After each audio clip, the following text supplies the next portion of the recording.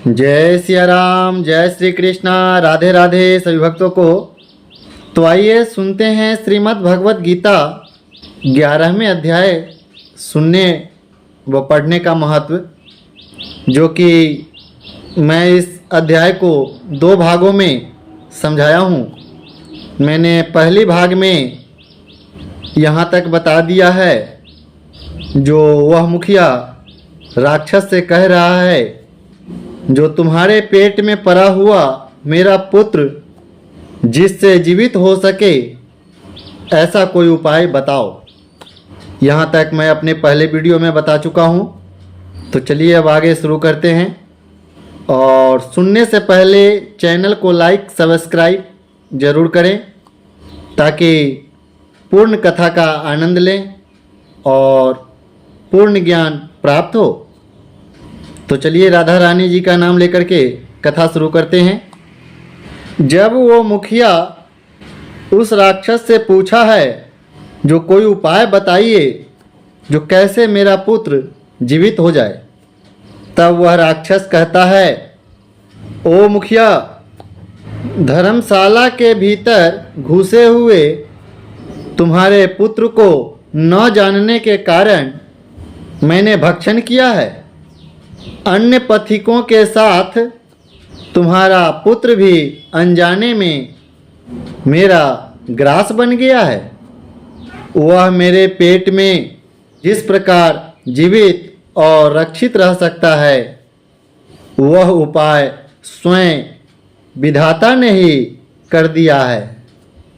जो ब्राह्मण सदा गीता के 11वें अध्याय का पाठ करता हो, उसके प्रभाव से मेरी मुक्ति होगी, और जो लोग मरे हुए हैं उनकी पुनः जीवन प्राप्त होगा। यहाँ कोई ब्राह्मण रहते हैं जिनको मैंने एक दिन धर्मशाला से बाहर कर दिया था। वे निरंतर गीता के 11वें अध्याय का जप किया करते हैं। इस अध्याय के मंत्र से 7 बार अभिमंत्रित करके यदि वे मेरे ऊपर जल का छींटा दें, तो निसंदेह मेरा शाप से उद्धार हो जाएगा। इस प्रकार उस राक्षस का संदेश पाकर, हे ब्रह्मदेव, मैं आपके निकट आया हूँ। फिर वो ब्राह्मण पूछते हैं, हे ग्रामपाल, जो रात में सोए हुए मनुष्यों को खाता है, वह प्राणी किस पाप से राक्षस हुआ है?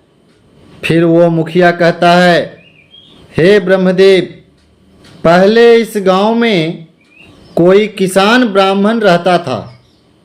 एक दिन वह अगहनी की खेत के क्यारियों की रक्षा करने में लगा हुआ था। वहाँ से थोड़ी ही दूर पर एक बहुत बड़ा गिद्ध किसी राही को मारकर खा रहा था। उसी समय एक तपस्वी महात्मा वहाँ से गुजर रहे थे। वो महात्मा उस राही को बचाने के लिए दूर से ही दया दिखाते आ रहे थे। तब तक वो गिद्ध उस राही को खाकर आकाश में उड़ गया। तब वो तपस्वी महात्मा ने कुपित होकर के उस किसान से कहा, ओ दुष्ट हलवाहे, तुझे धिक्कार है। तू बड़ा ही कठोर और निर्दयी है। दूसरे की रक्षा से मुंह मोड़कर केवल पेट पालने के धंधे में लगा हुआ है। तेरा जीवन नष्ट प्राय है। जो चोर, दाढ़ वाले जीव, सर्प, शत्रु, अग्नि, विष, जल, गिद्ध, राक्षस, भूत तथा बैताल आदि के द्वारा घायल हुए मनुष्यों की शक्ति होते हुए भी उपेक्षा करता है वह उनके वध का फल पाता है। जो शक्तिशाली होकर के भी चोर आदि के चंगुल में फंसे हुए ब्राह्मण को छुड़ाने की चेष्टा नहीं करता है वह घोर नरक में पड़ता है और पुनः भेड़िए की योनि में जन्म लेता है। जो वन में मारे जाते हुए तथा गिद्ध और व्याघ्र की दृष्टि में पड़े हुए जीव की रक्षा के लिए छोरो छोरो का पुकार करता है वह परम गति को पा लेता है। जो मनुष्य गायों की रक्षा के लिए व्याघ्र भील तथा दुष्ट राजाओं के हाथ से मारे जाते हैं वे भगवान विष्णु के उस परम पद को पा लेते हैं जो बड़े बड़े योगियों के लिए भी दुर्लभ है। सहस्त्राश्वमेध और 100 वाजपेयी यज्ञ मिलकर शरणागत रक्षा की 16वीं कला के बराबर भी नहीं हो सकते। दीन तथा भयभीत जीव की उपेक्षा करने से पुण्यवान पुरुष भी समय आने पर कुंभी पाक नामक नरक में पकाया जाता है। तूने दुष्ट गिद्ध के द्वारा खाए जाते हुए राही को देखकर उसे बचाने में समर्थ होते हुए भी जो इसकी रक्षा नहीं की इससे तू निर्दयी जान पड़ता है अतः तू राक्षस हो जा। फिर वो हलवाहा कहता है हे ऋषिवर मैं यहाँ उपस्थित जरूर था किंतु मेरे नेत्र बहुत देर से खेत की रक्षा में लगे हुए थे अतः पास होने पर भी गिद्ध के द्वारा मारे जाते हुए मनुष्य को मैं नहीं जान सका अतः मुझ जैसे दीनहीन पर आपको अनुग्रह करना चाहिए। फिर वो तपस्वी महात्मा कहते हैं जो प्रतिदिन गीता के 11वें अध्याय का जप करता हो उस मनुष्य के द्वारा अभिमंत्रित जल जब तुम्हारे मस्तक पर पड़ेगा उस समय तुम्हें इस शाप से छुटकारा मिल जाएगा। यह कहकर वो तपस्वी महात्मा वहाँ से चले गए और वह हलवाहा राक्षस हो गया। अतः हे ब्रह्मदेव आप चलो और 11वें अध्याय के तीर्थ के जल को अभिमंत्रित करके फिर अपने ही हाथ से उस राक्षस के मस्तक पर छिड़क दो।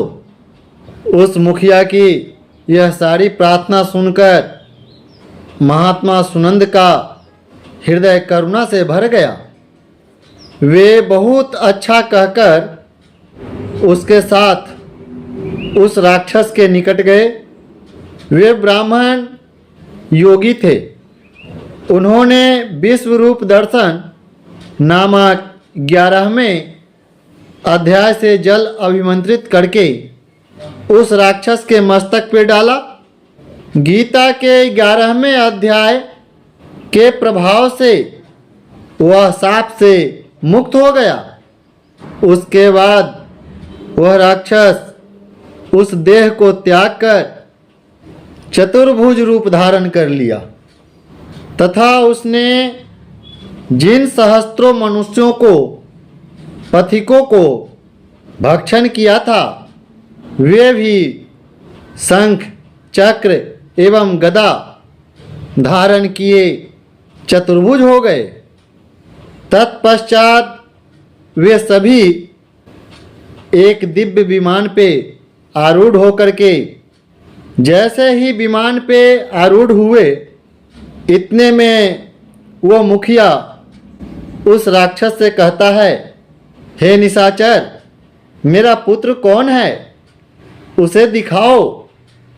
उस मुखिया के यूं कहने पे दिव्य बुद्धि वाले राक्षस ने कहा, ये जो तमाल के समान श्याम चार भुजाधारी माणिक्यमय मुकुट से सुशोभित तथा दिव्य मणियों के बने हुए कुंडलों से अलंकृत है, हार पहनने के कारण जिनके कंधे मनोहर प्रतीत होते हैं, जो सोने के भुजबंदों से विभूषित कमल के समान नेत्र वाले स्निग्ध रूप तथा हाथ में कमल लिए हुए और दिव्य विमान पर बैठकर देवत्व को प्राप्त हो चुके हैं, इन्हीं को अपना पुत्र समझो। यह सुनकर ग्रामपाल ने उसी रूप में अपने पुत्र को देखा और उसे अपने घर ले जाना चाहा। यह देख उसका पुत्र हंस पड़ा और इस प्रकार कहने लगा। पुत्र कहता है, ए मुखिया जी, कई बार आप भी मेरे पुत्र हो चुके हो। पहले मैं तुम्हारा पुत्र था, किंतु अब देवता हो गया हूँ। इन ब्राह्मण देवता के प्रसाद से मैं बैकुंठ धाम को जाऊंगा। देखो, ये निशाचर भी चतुर्भुज रूप को प्राप्त हो गया। गीता के 11वें अध्याय के महात्म्य से सब लोगों के साथ श्रीहरि विष्णु धाम को जा रहा है। अतः आप भी इस ब्राह्मण देव से गीता के 11वें अध्याय का अध्ययन करो और निरंतर उसका जप करते रहो। इसमें कोई संदेह नहीं कि तुम्हारी भी ऐसी ही उत्तम गति होगी।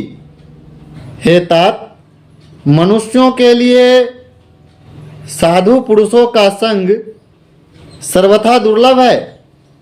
सच्चे साधु का संगत होना बहुत ही कठिन है। जब तक ये चतुर्भुज रूपधारी भगवान श्री हरि विष्णु का कृपा न होगी, तब तक कोई भी मनुष्य चाह करके भी महात्मा से नहीं जुड़ सकते। जिनके ऊपर ये चतुर्भुज रूपधारी भगवान की कृपा होगी, वही मनुष्य साधु के संग में रहेंगे।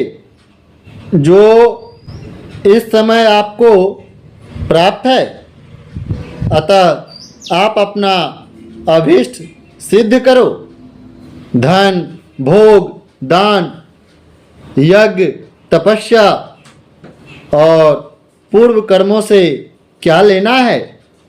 विश्व रूप अध्याय के पाठ से ही परम कल्याण की प्राप्ति हो जाती है। पूर्णानंद संदोह स्वरूप श्री कृष्ण नामक ब्रह्म के मुख से कुरुक्षेत्र में अपने मित्र अर्जुन के प्रति जो अमृतमय उपदेश निकला था, वही श्रीहरि विष्णु का परम तात्विक रूप है। आप उसी का चिंतन और मनन करें। वह मनुष्य के लिए मोक्ष के प्रसिद्ध रसायन है। संसार भय से डरे हुए मनुष्यों की आदि व्याधि का विनाशक तथा अनेक जन्मों के दुखों का नाश करने वाला है। मैं उसके सिवा दूसरे किसी भी साधन को ऐसा नहीं देखता। अतः उसी का अभ्यास करो। फिर भगवान भोलेनाथ कहते हैं, यूं कहकर वह सबके साथ श्रीहरि विष्णु के धाम को वह चला गया। तब उस मुखिया ने वही ब्राह्मण के मुख से गीता के 11वें अध्याय का पाठ किया। फिर वे दोनों ही उसके महात्म्य से विष्णु धाम को चले गए। हे पार्वती, इस प्रकार मैं आपको गीता के 11वें अध्याय का महात्म कथा सुनाया है।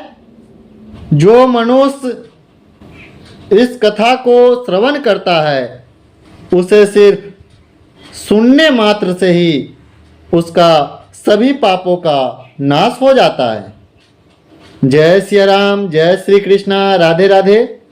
तो चलिए मिलते हैं अगली वीडियो में, और हम सब एक साथ मिलकर एक बार प्रेम से बोलिए श्री वृंदावन बिहारी लाल की जय।